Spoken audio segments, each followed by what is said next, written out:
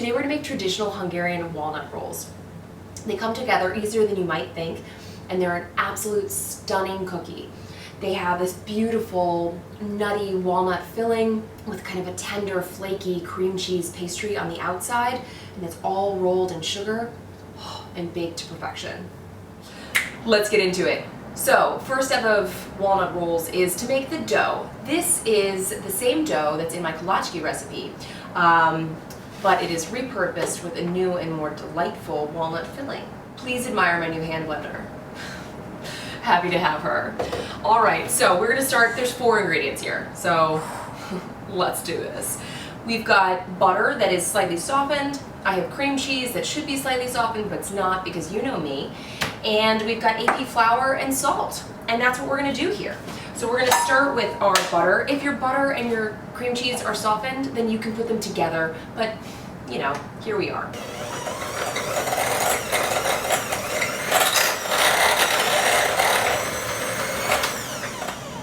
Cool, check that out. I missed you, hand blender, this is pretty bomb. Anyway, cream cheese, get her in there. Secret sauce to this dough. Secret. Now, we're gonna add our dry ingredients. Flour.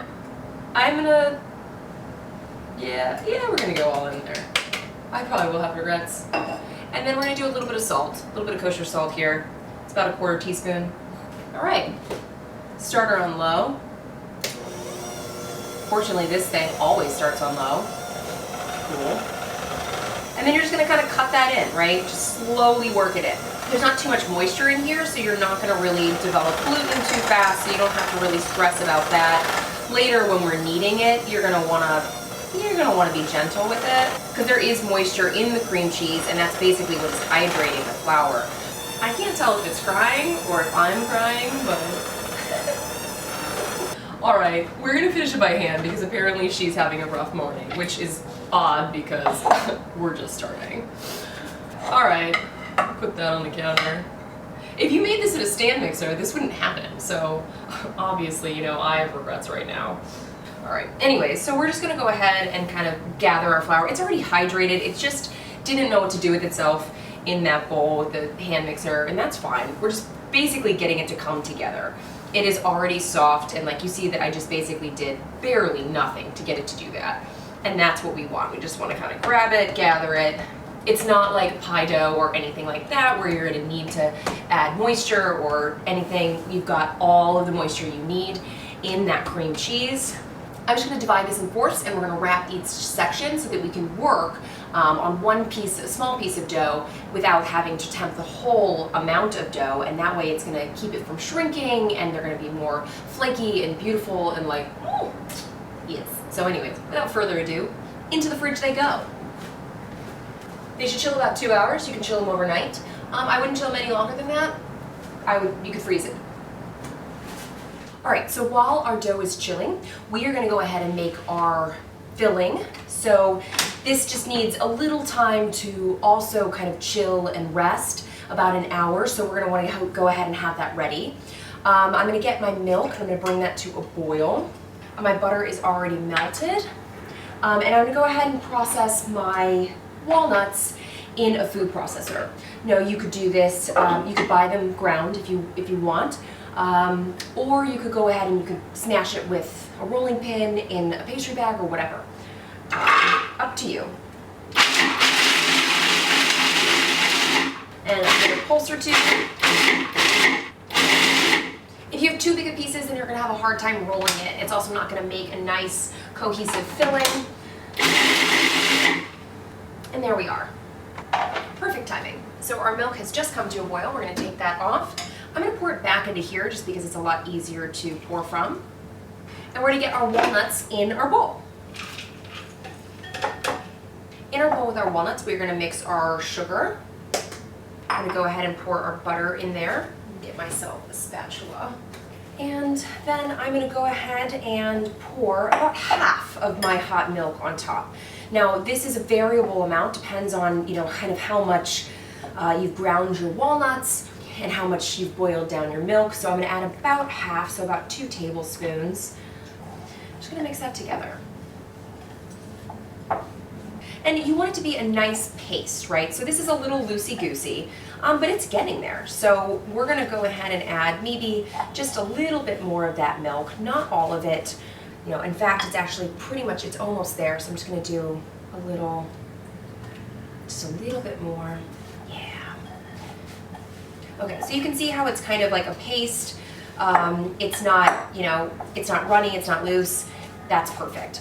So we are going to get this into the refrigerator to chill. So we want this to be chilled completely. You kind of want the butter to re-solidify, you want the milk to, you know, absorb into the walnuts a little bit. It's gonna create a nice, like paste-like filling, which is gonna be amazing. It is time to assemble our walnut rolls. So what we've got here is we need a little bench flour.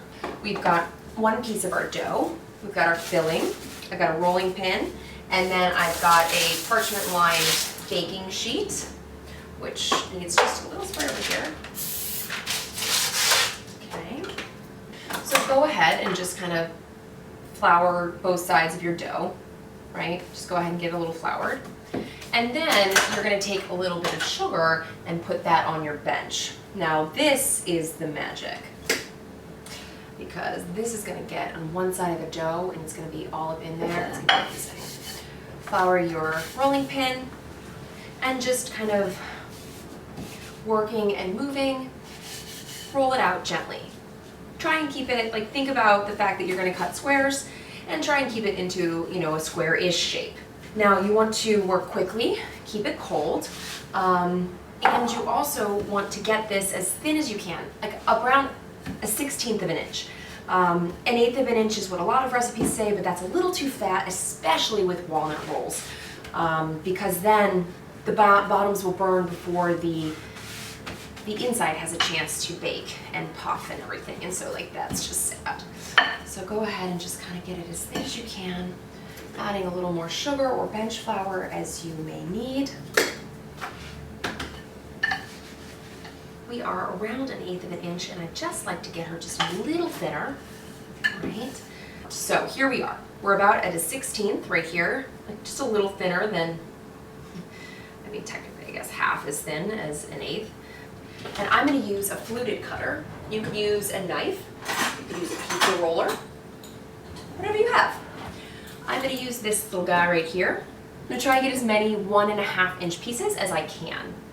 So just go ahead and kind of eyeball it. That's closer to 2, but you know, who's counting? So I'm gonna go ahead and nip that off right there. You do want to try and make them as, you know, square as possible, just because obviously we're gonna roll them from the corner, and you know, it helps.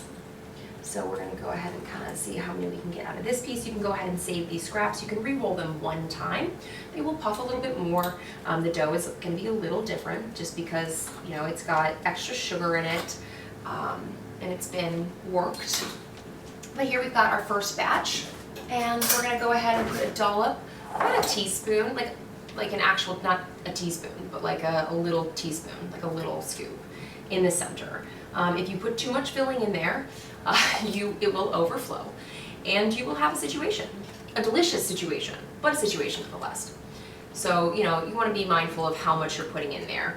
If some of yours have gotten a little larger, you can add a little bit more filling. It doesn't matter. Honestly, I love the little bits that kind of like, sometimes the rolls, they like come out the sides, and I love that. It's like my favorite part. So sometimes, I'm not saying every time, I may or may not put a little bit too much in the inside so that just to make sure that it comes out. Now, if your filling is too liquidy, maybe add a little bit more sugar, add a little bit more walnuts. Sugar's not the best, but you need to add something to absorb that moisture.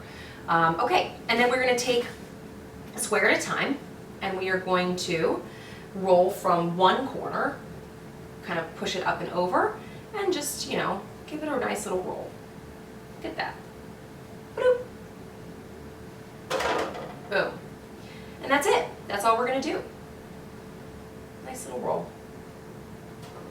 Try and put the tip underneath the weight of the filling so that it doesn't, you know, I mean, so you can try so that it doesn't kind of pop open, but you know, You can't, there's no insurance against it.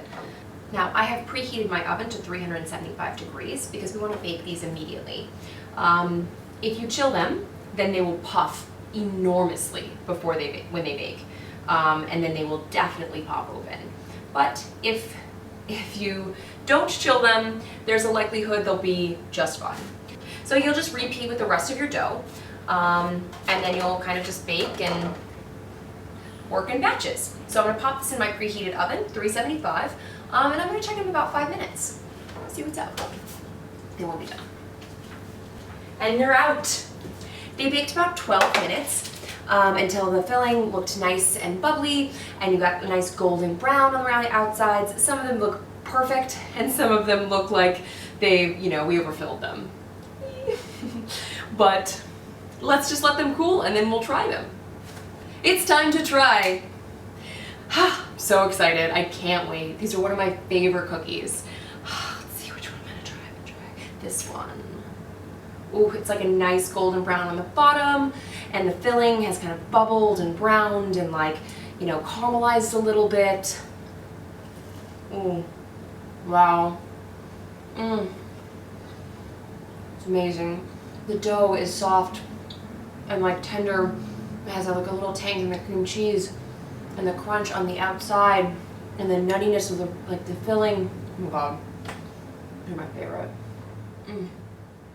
So fun. Should I pre-open this? Yeah. Now we know what I've been doing this morning. This is not an ad for KitchenAid.